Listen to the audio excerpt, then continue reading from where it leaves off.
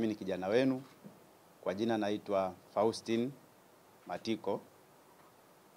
Nimeishi Kivule kwa miaka mingi, zaidi ya miaka 20 niko Kivule. Ndugu wanahabari, nimejitokeza kwa moyo mkunjufu kugombea jimbo letu jipya la Kivule. Kama mnavyofahamu, Tume ya Taifa ya Uchaguzi imetangaza majimbo mapya ya uchaguzi, Kivule ikiwa ni mojawapo. Nimeamua kugombea Kivule kwa sababu mimi ni mkazi wa Kivule. Ninayajua matatizo ya Kivule. Tumeishi wote, tumeshare wote shida na raha katika jamii ya wakazi wa Kivule. Nitaambia fursa mbili ambazo kwangu ni kipaumbele namba moja endapo nikipewa ridhaa ya Chama cha Mapinduzi kuwa mgombea. Fursa ya kwanza, ndugu wana Kivule na waandishi wa habari, jimbo letu ni kati ya jimbo ambalo kwa sehemu kubwa limepitiwa na bomba la gesi asilia inayotoka Mtwara kuja Dar es Salaam. Sasa fursa ni ipi? Kama tunavyofahamu, ukisoma ilani ya uchaguzi ya mwaka 2025-30,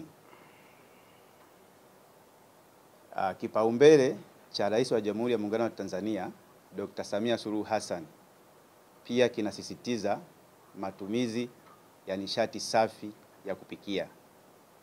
Kwa miaka sasa mingi tuko na bomba ambalo linatoa gesi Mtwara mpaka Dar es Salaam, lakini wana Kivule sisi hatuitumii hiyo gesi katika matumizi yetu ya kupikia. Ukinunua ule mtungi wa gesi wa kilo 15, amount ile ile ambayo unaitumia kwenye mtungi wa gesi, ukitumia gesi ya kwenye bomba, hii gesi ya kwenye mtungi utainunua shilingi 57,000 kwa bei ya leo. Lakini kama ungetumia kwa bomba ungeilipia shilingi 17,000. Hilo ni punguzo la zaidi ya 60% ya bei unayotumia wewe katika matumizi yako ya upishi wa kawaida. Ni kazi rahisi tu. Tunaweka project ya kupeleka mabomba sehemu za makazi, sehemu za biashara na sehemu za viwanda tulivyonavyo. Wewe kazi yako kama mwananchi ni kulipia, unafungiwa gesi nyumbani kama maji, jinsi unavyoweza kufanya maji ya Dawasco au kampuni nyingine yoyote. Na unaitumia wakati unahitaji. Unaweza kununua kwa shilingi 1,000 kwa simu tu, uhitaji kwenda kununua sehemu nyingine yoyote.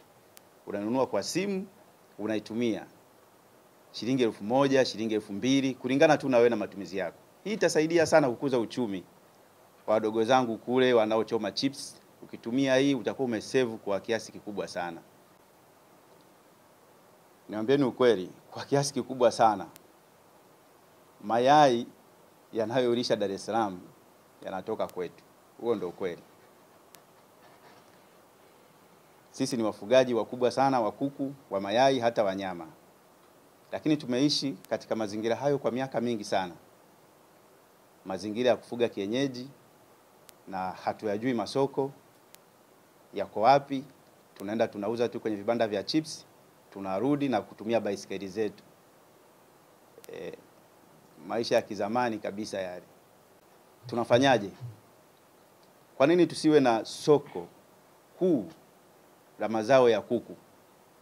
Kivule ikawa ni poultry hub. Tukatengeneza soko, tukawafundisha ndugu zetu wafugaji namna ya kupaki mayai yao vizuri, tuweze kuyauza mahotelini kama hapa tulipo, tuweze kuyauza mahotelini. Huwezi amini kwamba mayai yanayouzwa kwenye mahoteli makubwa hapa Dar es Salaam yanatoka Afrika Kusini na nchi nyingine. Lakini sisi tuna produce mayai mengi sana kutokea Kivule. Kwa nini Kivule isiwe hub ya mayai? Tutauza ndani ya Dar es Salaam, lakini tutafuta masoko nje ya nchi. Kuna visiwa vya Komoro, Ushelisheli, wanahitaji sana mayai. Tutapeleka Kongo, kokote kule ambako Air Tanzania inakwenda, tutapeleka mayai. Na hili jambo linawezekana kabisa. Linahitaji tu nani wa kuanzisha, nani mwenye wazo